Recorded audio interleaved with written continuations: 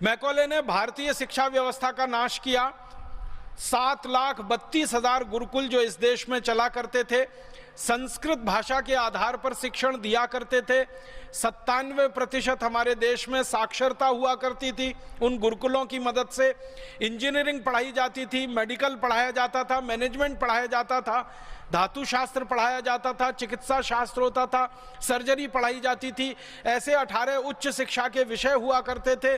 इन सब विषयों में पारंगत देश भारत को मैकॉले के एक कानून ने खत्म कर दिया जिसका नाम था इंडियन एजुकेशन एक्ट। हेलो दोस्तों, आपने राजीव दीक्षित की ये वीडियो जरूर देखी होगी और सोच में पड़े होंगे कि कैसे ब्रिटिशर्स ने भारतीय शिक्षा को ख़त्म कर दिया। और हम यहाँ ये भी देखेंगे कि कैसे ईस्ट इंडिया कंपनी के रूल के दौरान इंडियन एजुकेशन में डेवलपमेंट हुआ। और हम ये भी समझेंगे कि इंडियन एजुकेशन को प्रमोट करने में क्यों ईस्ट इंडिया कंपनी को इंटरेस्ट हुआ और क्यों ब्रिटिश लोग भारत को एजुकेट करना चाहते थे। किस मकसद को पूरा कराने के लिए east India company education system में चेंज कर रही। सब कुछ जानेंगे हम आज के इस वीडियो में। मेरा नाम है अंकित और आपका स्वागत है स्टडी विद अंकित में। ब्रिटिश ईस्ट इंडिया कंपनी के एजुकेशन चेंज में कई कारण हो सकते हैं, लेकिन जो पहला और महत्वपूर्ण कारण है वह यह है कि ब्रिटिश ईस्ट इंडिया कंपनी के छोटे पदों पर जैसे क्लर्क्स जैसे पदों पर इन एजुकेटेड इंडियंस को रखना चाहते थे, जो काफ़ी कॉस्ट इफेक्टिव थे कंपेयर टू ब्रिटिश लोगों को, क्योंकि ये हाईली पेड होते थे और ये ब्रिटेन से आते थे, जिसकी वजह से इनको हायर सैलरी पे करनी पड़ती थी और इंडियन लोगों को कम कॉस्ट पे रखकर वे इजीली से अपना काम करा सकते थे। सेकंड कारण यहाँ ये भी है, इसके अलावा वो ऐसी क्लास को क्रिएट करना चाहते थे जो ब्रिटिश लोगों जैसी दिखती हो और ब्रिटिश लोगों को सुपीरियर समझती हो और उनके कल्चर को माने और ब्रिटिश लॉयलिस्ट बनकर काम करे। और उनका यहाँ तक मानना था कि आगे चलकर ये लोग ब्रिटिश रूल को अप्रिशिएट ही करेंगे। इसके अलावा कुछ एनलाइनमेंट इंडियंस को लगता था कि ब्रिटिश एजुकेशन के आने से समाज में फैली बुराइयां जैसे पॉवर्टी, इकोनॉमिक और पॉलिटिकल इल ये सब समाज से दूर हो जाएंगी। दूसरी तरफ क्रिश्चियन मिशनरीज का यह मानना था कि मॉडर्न एजुकेशन के आने से इंडियन का अपने धर्म पर फेथ कम हो जाएगा, जिससे ये लोग इजीली क्रिश्चियनिटी में कन्वर्ट हो जाएंगे।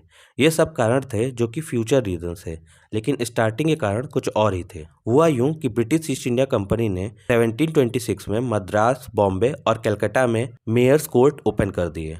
जुडिशरी से related British east India company के ये one of the first step के रूप में इसे देखा जा सकता है। और आगे चलकर 1773 में उन्होंने सुप्रीम कोर्ट भी बना लिया था। कोर्ट तो स्टार्ट हो चुकी थी, पर शुरुआत से ही ब्रिटिश ईस्ट इंडिया कंपनी को एक दिक्कत आ रही थी। इंडिया की ज़्यादातर पॉपुलेशन हिंदू या मुस्लिम थी, तो सही डिसीजन देने के लिए उन्हें उन लोगों की ज़रूरत थी जो रिलीजन की नॉलेज रखते हों और उन्हें सही कस्टम की नॉलेज हो। इसके लिए उन्होंने 2 इंस्टीट्यूट बनाए, कलकत्ता मदरसा और संस्कृत कॉलेज। ये मदरसा आज भी मौजूद है, जिसका नाम है आलिया यूनिवर्सिटी, और संस्कृत कॉलेज का आज नाम है पूर्णानंद संस्कृत विश्वविद्यालय। तो इन कॉलेजेस से पढ़े हुए लोग कोर्ट में एडमिनिस्ट्रेशन में हेल्प करते थे।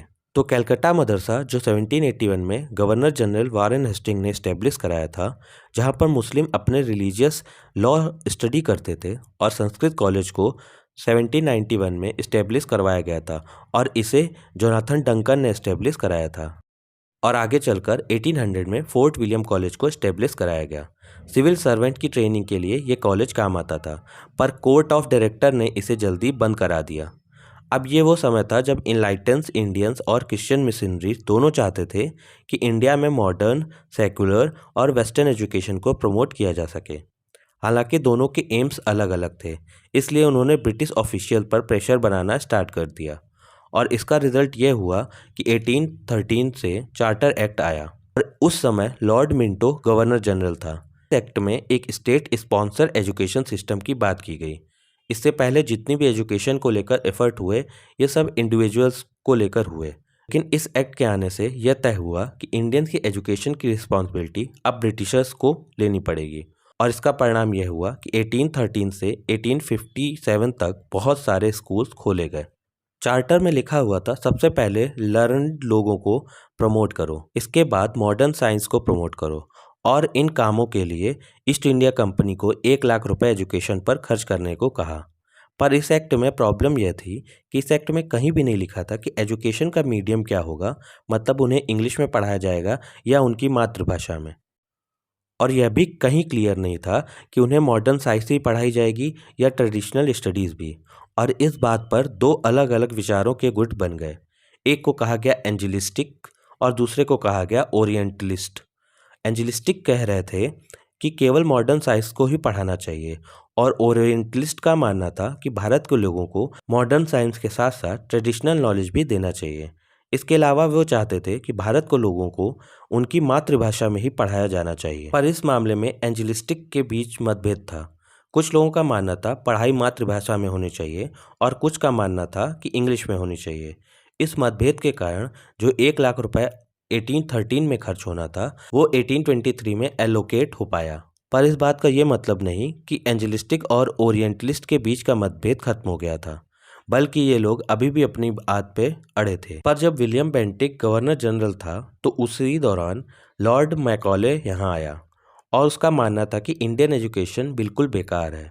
इसी विचार से उसने एक डॉक्यूमेंट पब्लिश किया जिसे मैकॉले मिनट भी कहा जाता है और इस डॉक्यूमेंट को गवर्नर जनरल बेंटिक ने भी पास कर दिया। इस डॉक्यूमेंट में एंजेलिस्टिक का फेवर लेते हुए कहा गया कि इंडियन को वेस्टर्न साइंसेस और मॉडर्न साइंसेस पढ़ाया जाएगा, वो भी इंग्लिश में। इसके अलावा एक बात और कि ये एजुकेशन भारत के कुछ लोगों को ही मिलने वाली थी, सबको नहीं। ना तो ये लोअर क्लास को मिलने वाली थी और ना ही पूरी मिडिल क्लास को। तो यूँ कह लें कि एजुकेशन केवल अपर क्लास और अपर मिडिल क्लास को ही मिलने वाली थी। बेसिकली आइडिया ये था कि इन क्लास को एजुकेट करके ऐसा बनाया जाए जिनका रहना सहना बिल्कुल इंग्लिश हो, उनकी सोच और ओपिनियन इंग्लिश हो, लेकिन उनका खून भारतीय हो। इस क्लास को तैयार करने का पर्पज़ ये भी था कि ये लोग गवर्नमेंट और आम लोगों के बीच इंटरप्रेटर का काम करें। साथ ही साथ गवर्नमेंट ने इन्हें एजुकेट किया, अब ये आम लोगों को एजुकेट करें और इस थ्योरी को कहा जाता है downward filtration theory. Political parties, press और पंपलेट के जरिए ये डाउनवर्ड फिल्ट्रेशन थ्योरी इम्प्लीमेंट की गई, क्योंकि ये ही कुछ मीडियम थे जिससे आइडियाज़ जनता तक पहुंचते थे। इसके बाद 1843 से 1853 तक जेम्स थॉमसन ने काफ़ी मेजर चेंजेस किए इंडियन एजुकेशन सिस्टम को लेकर। Basically James Thompson north western provinces के गवर्नर थे। नॉर्थ वेस्टर्न प्रोविंसेस की बात की जाए तो आज के समय के उत्तर प्रदेश और उत्तराखंड के कुछ एरियाज़ को मिलाकर बनता है। इन्होंने विलेज एजुकेशन पर बहुत काम किया। इन्होंने वर्नाकुलर लैंग्वेज में स्कूल खोले ताकि गांव के लोगों को अपनी भाषा में पढ़ाई कराई जा सके।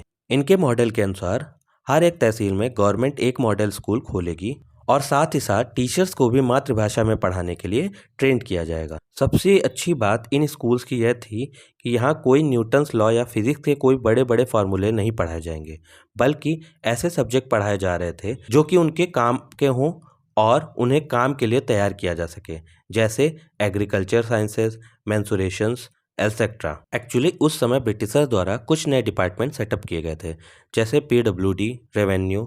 उनका प्लान यह था कि यहाँ पर गांव के लोगों को काम पर लगाया जा सके। इसके अलावा टेक्निकल एजुकेशन के लिए जेम्स थॉमसन का योगदान अद्वितीय है। उन्होंने 1847 में इंडिया का पहला टेक्निकल इंस्टीट्यूट ओपन किया, जिसे आज हम IIT रुड़की के नाम से भी जानते हैं। इसके अलावा हम बात करें वर्नाकुलर एजुकेशन की फील्ड में तो लॉर्ड डलहौजी का भी योगदान है। डलहौजी ने 1853 में अपने मिनट डॉक्यूमेंट में कहा है कि वो वर्नाकुलर एजुकेशन के फेवर में है। इसके बाद 1854 में वो डिस्पैच इंडिया में भेजा गया, जिसमें कहा गया कि गवर्नमेंट केवल एक स्पेशल क्लास को ही एजुकेट न करे बल्कि आम लोगों को भी एजुकेट करे। यानी मैकॉले की डाउनवर्ड फिल्ट्रेशन थ्योरी को वो डिस्पैच ने रिजेक्ट कर दिया। वो डिस्पैच को इंग्लिश एजुकेशन का मैग्ना कार्टा भी कहा जाता है। तो डेवलपमेंट ऑफ एजुकेशन को अगर हम देखें तो ये दो पार्ट में कैटेगराइज्ड है, अंडर कंपनी रूल और after the crown took over. हमने आज पहला under the company rule education system देख लिया है। तो आज आपने under company rule development of education देख लिया है। अगर आपको इसका अगला पार्ट भी चाहिए तो कमेंट में ज़रूर बताइएगा।